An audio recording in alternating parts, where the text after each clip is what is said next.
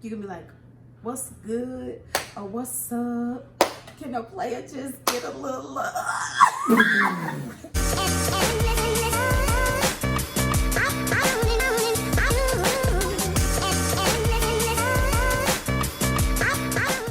What's good, YouTube? Look who I have here. I have the Celeste Peterson, man. This video finally has come. I know, I'm excited. Listen, I met when you had the other last name, you know. Right. You know, you was Mays, but now, you know. Right. Peterson. You know. Period. Don't even try it in the comment section. But so let's tell them how we met. Do you remember that? That's gonna be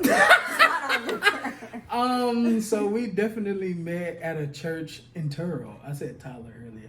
It was actually a church in Terrell. Yes, Jesus I thought Geeks. it was Tyler. No, it was Terrell. Okay. Jesus Geeks.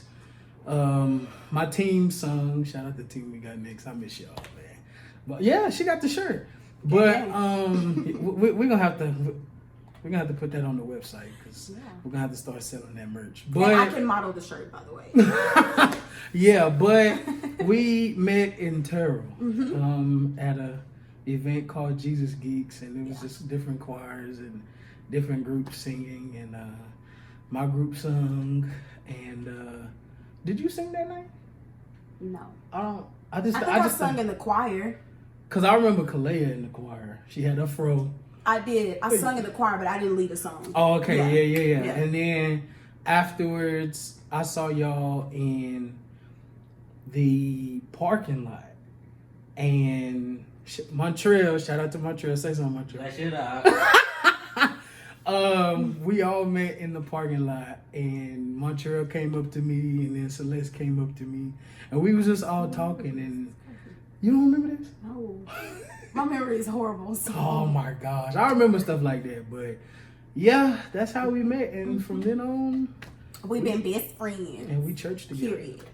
It's church. That's what we do. That's literally what we do. But so let's tell them how we started singing. That's what this video is about. We both sing, so let's just tell them how we started singing. So how I started, I was a child, obviously, and my mom and dad. Well, my mom told me that when I was a kid, her and my dad used to like sit me on the bed and just teach me hymns and teach me like songs and different stuff like that. And so one day, she said she didn't know that my grandfather knew I could sing.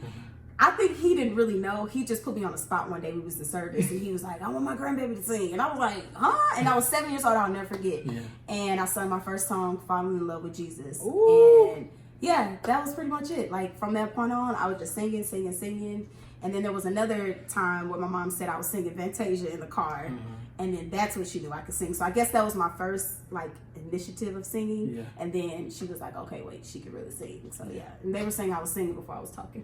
So she'll beat y'all. Y'all gonna hear it. Trust y'all gonna hear it. But let me see. I started singing at between 2 and 3. They had me in daycare. There's a lady at my home church that ran the daycare, and they had me singing hymns as well. So I think that's why. And I don't know any hymns.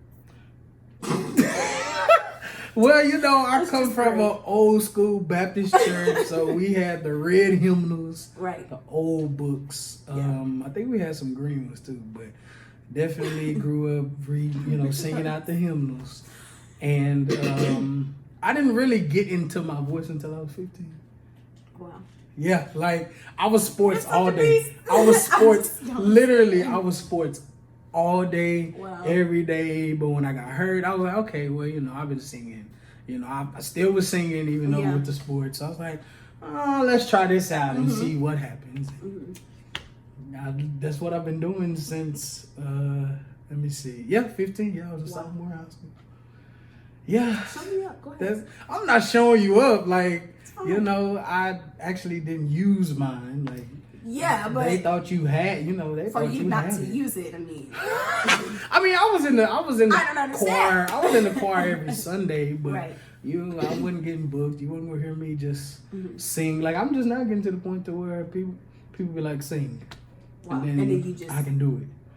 Maybe about a year ago, I'll be like, nah, I got videos on Instagram. But you see, that is a good point because honestly, when that used to happen to me, people actually took that as cockiness and like arrogance, and I never understood it. I was like, isn't this a form of humbleness? Like, I don't want to. Yes, like I didn't like it because I was like always critiquing my voice. So it's like, I don't know. I felt like the way I felt, other people felt. So it was like, no, I'm okay. Like, I'm good. But now I think I'm a little bit better. I'm still not like halfway there, but I'm halfway there, if that makes sense. Like, if you ask me, I mean, I will, but I think it just depends on my mood. I don't know. Yeah. It could be a lot of different things, but yeah. Man, listen, I still have nerves when I get on the stage. Yeah, like, it's just nerve-wracking. It's crazy, but yeah, somebody can ask me to sing now, and now it's just like, okay, I gotta have this one song in my head, you know what I'm saying? Like, and you gotta think about, and see, that's another thing too. No, I'm being so for real. You gotta think about not only the song choice, but what's gonna make you sound good vocally. Because you don't want to just be picking anything and then be like, I didn't even hear you vocally. Like, what are you doing? Yeah. So I always try to do a song that's like, okay, I know I can kind of kill it a little bit, and then that makes me sound good. Like, I'm not even trying. Like the key, you don't want the key too high. Like, you. So yeah, you know, when you got to pick the right key for your voice, right? And then you got to, you know, factor in, okay, I don't want to do too much, but I got to do enough because people want to see what you can actually do. Yes.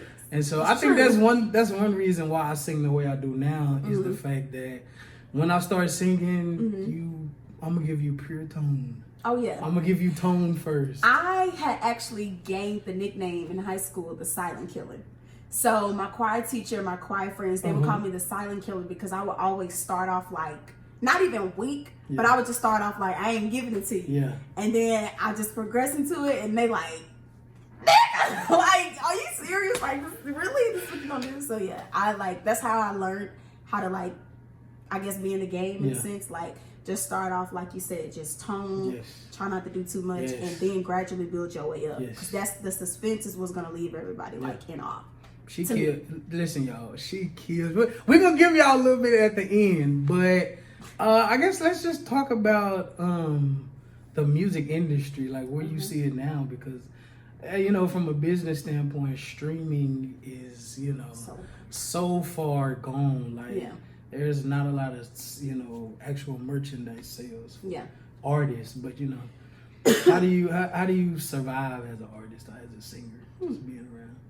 Well, I don't claim myself as an artist first, but as far as like streaming, it's so important. Yet it's like the lowest, like, in the industry. Like, there's so many people. Like, I don't even think people are making CDs anymore. Like, the only thing is like you put it on Apple Music. Preferably you have an iPhone where you can download it, or if you have like the subscription. But I think as far as like the industry in itself, particularly for me, gospel, if that's ever like what I was graced to do, or like that was the will of God for my life, I would love to do it. I think for me, I just don't want to get like, I want it to stay as pure as it can. And it's like, I'm not the industry, if that makes sense. So I can only be as pure as I can be. But obviously being in that industry is so much like corruptiveness and like people do things behind the scenes. So I don't know like how I feel about that. But business wise, I just would hope that I would be successful. Like if I was to ever do it, I don't know. Yeah, it's crazy because being an actual music business major, you learn about the, you know, the back streets, as people would say. You learn the back streets of the industry. And just like any industry, it's very cutthroat. Even gospel music, like, I believe you. Don't think just because we singing for God that this it ain't a business side. Listen, it's business, you know, and ruthless. Oh my gosh, you talk about one of the most. Oh my gosh, I think we're the worst. It's so I feel like we're the worst. Yeah, we can be perceived like that, but and the hard thing about it is not living in that spotlight. Yeah. So, you know, you're literally like, as the word says, like your everyday walk has to be, you know, in light of Him, and so because everybody is not like that. Everybody is not like that, but this spotlight is so big on gospel artists. They think we don't go through real life experiences. They think we're on this pedestal, and I think that's just artists in general.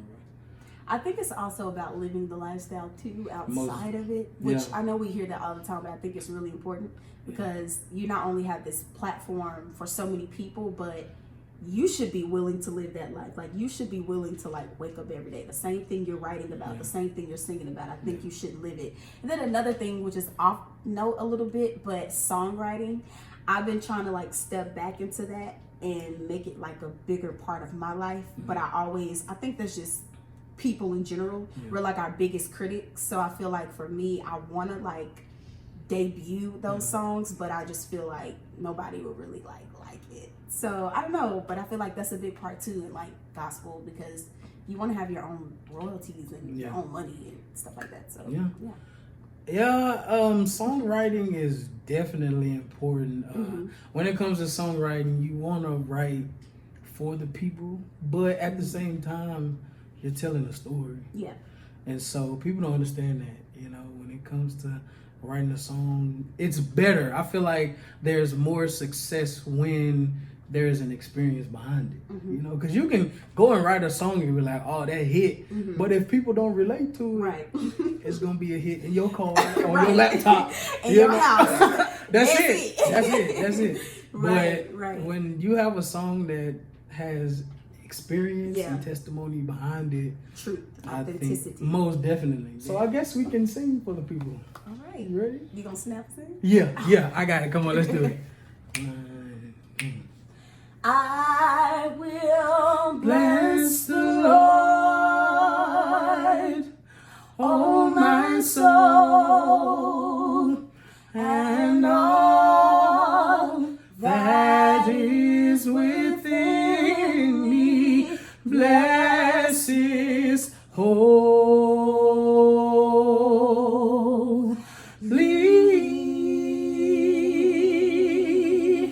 name.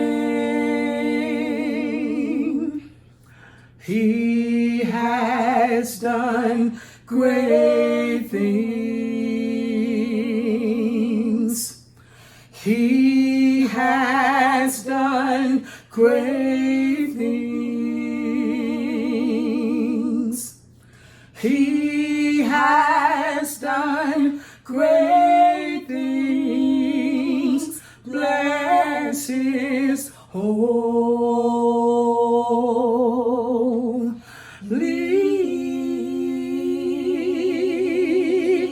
name. So thank you guys for watching. I will put Celest'E's channel in the description. You can also follow her on Instagram. Yes.